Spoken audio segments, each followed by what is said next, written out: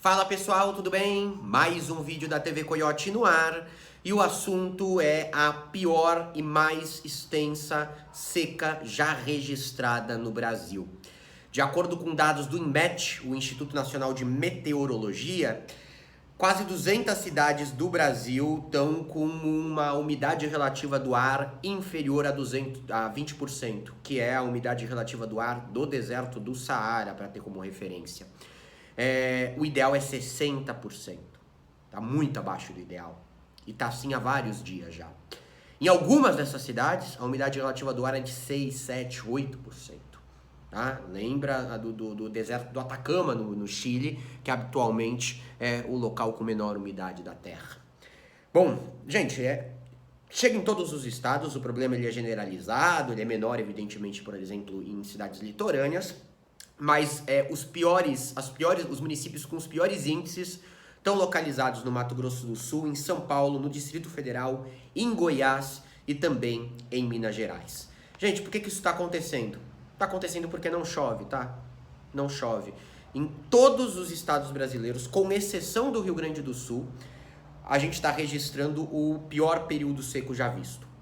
Segundo dados do CEMADEM, no Distrito Federal e em outros 10 estados, não chove há mais de 100 dias, mais de 3 meses, e não deve chover tão cedo. Setembro começou com uma onda de calor que vai levar também vários dos municípios a atingirem nos próximos dias temperaturas recordes. Tá?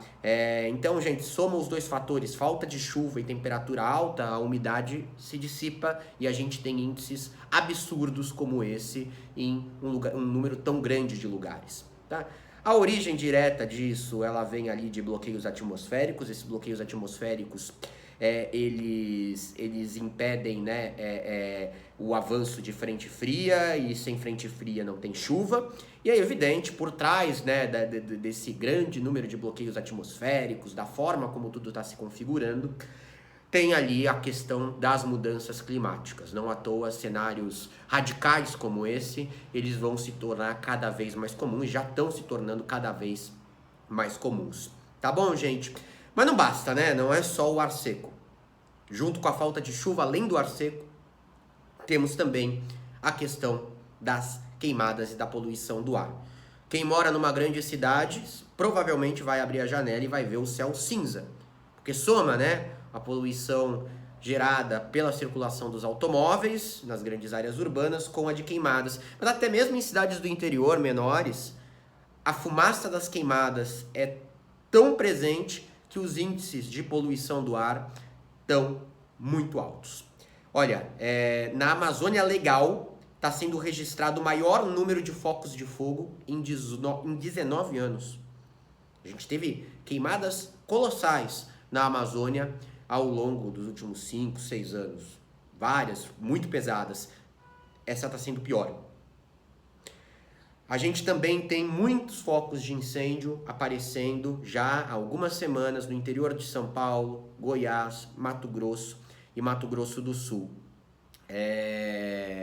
E Pantanal também com áreas muito atingidas, principalmente ali na fronteira com a Bolívia, tá? Sem contar Cerrado, em que as queimadas também sempre foram muito habituais, em algum grau até fazem parte do ecossistema. A questão é que elas estão conseguindo se proliferar muito mais do que seria, né, do que a gente viu historicamente. Gente, né, essas queimadas todas, recordes estão levando 60% do território nacional a estar encoberto de fumaça. Tá? É um problema que já vem desde o início do ano, na realidade. A situação ela já está mais delicada do que o habitual desde o início do ano. O país registrou 160 mil focos de calor, né, desde do comecinho de 2024. No mesmo período do ano passado, a gente tinha 79.315. A gente está falando aí de cerca da metade do número de focos de calor, indicando aí o número de locais em que você tem aí também focos de incêndio, ok? E o que agrava é que ano passado também não tinha sido bom, né? A Amazônia tinha passado já por uma seca bastante grave, e o período chuvoso que veio depois, ele não foi suficiente para que você tivesse uma recuperação dos rios, tá? E da própria floresta, fazendo com que agora sem contar a configuração do clima mesmo, sem contar a falta de chuva, sem contar as temperaturas altas, o estado no qual já estava a floresta também facilite para proliferação de todo esse fogo.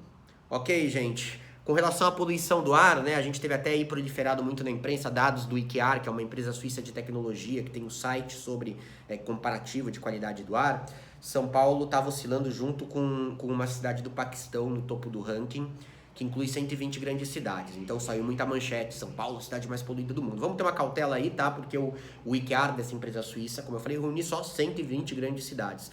Você tem, por exemplo, a plataforma indiana, né, a Purilogic Labs, em que São Paulo está na 29ª posição. Então vamos ter cautela com esses dados, mas de qualquer forma são índices muito ruins de qualidade do ar que estão sendo registrados não só em São Paulo, mas em outras cidades, né? Você tem muitas cidades brasileiras, inclusive, que não contam com estações de medição automática. Você tem muitos estados em que essas estações de medição automática ou não existem ou são muito escassas, tá? E pode ser que a situação nesses estados seja muito pior do que é em São Paulo, do que é nos municípios que são monitorados. Mas a gente não tem esse dado, ok? Só 13 dos 26 estados do Brasil têm essas estações automáticas de qualidade do ar.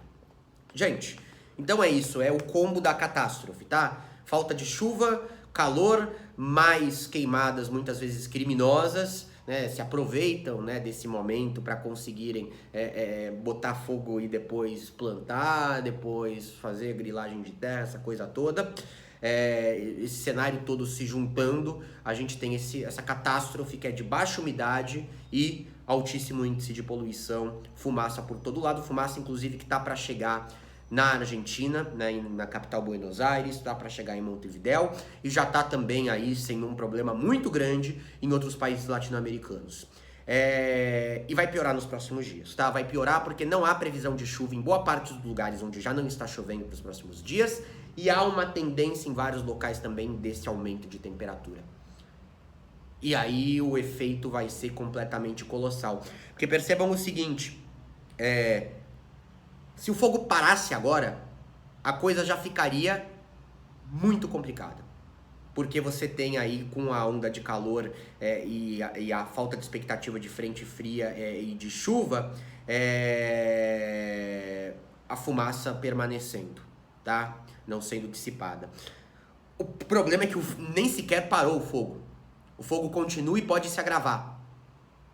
Então o que tem de fumaça continua chegando mais, tá? Gente, aí vamos lá, né, com relação a políticas públicas. O presidente Lula, ele embarcou no final da tarde dessa segunda para Manaus para tratar sobre a seca, tá? Ele antecipou a ida, era para acontecer nessa terça-feira. A ideia é adiantar algumas conversas a respeito de anúncio de crédito extraordinários e medidas de combate à estiagem, tá? A questão que nós temos, em grande medida, gente, é a seguinte: esse governo ele vem sendo muito mais eficiente do que o governo anterior no combate ao desmatamento, ok? Se você tivesse a política de combate ao desmatamento que você tinha no governo Bolsonaro, somado com essa situação meteorológica, a coisa poderia estar até pior. Poderia estar até pior, tá? Mas a política de combate ao desmatamento ainda vem se demonstrando extremamente ineficiente, tá? E o tempo tá passando, vai acabar a desculpa de que é começo de governo. Já estamos no ano de 2024, a gente já vai chegar na metade do mandato do Lula. É óbvio que não se pode exigir do governo federal que chova, não se pode exigir do governo federal que você tenha temperaturas mais baixas. Existe sim um cenário que é externo e que faz com que a situação esteja nesse grau. Mas é necessário se exigir do governo federal uma comunicação clara a respeito do que está acontecendo, porque não dá para naturalizar. Tem cidades em que a situação está intolerável, num nível em que é necessário que você tenha campanhas muito claras de conscientização com relação a medidas protetivas, do uso de máscara, né, até mesmo se evitar fazer atividade física ao ar livre, tudo isso. E tá uma coisa meio, parece que tá todo mundo em voo cego, não há uma política nem de comunicação sendo bem gerida nesse quesito. Alguém aqui, para começar, sabia que o Lula ia para Manaus? Quase ninguém sabia que o Lula ia para Manaus. A imprensa pode não dar muito destaque, mas o governo ele tem ali uma estrutura para conseguir publicizar isso e inclusive publicizar com campanhas para a população não olhar para isso e ver um cenário único e exclusivamente apocalíptico, tá? Mas muito além, né? Muito além, se há uma política de combate ao desmatamento agora, que não existia no governo anterior, porque o governo anterior era a favor do desmatamento, que é até bizarro, não é nem que disfarçava, não é nem que fingia nada, era a favor mesmo, tá? É uma política que ainda é muito fraca. Vocês devem lembrar quando teve aquele Dia do Fogo em agosto de 2019, quando alguns grupos de ruralistas combinaram queimadas em série na Amazônia. Até hoje, gente, só 10% desses ruralistas receberam multas ligadas às queimadas promovidas, tá? Muitos continuam sendo beneficiados com recursos do crédito rural, através do Banco do Brasil, por exemplo. Não há uma ampliação adequada no efetivo de IBAMA, outros órgãos que estão ligados a isso tudo.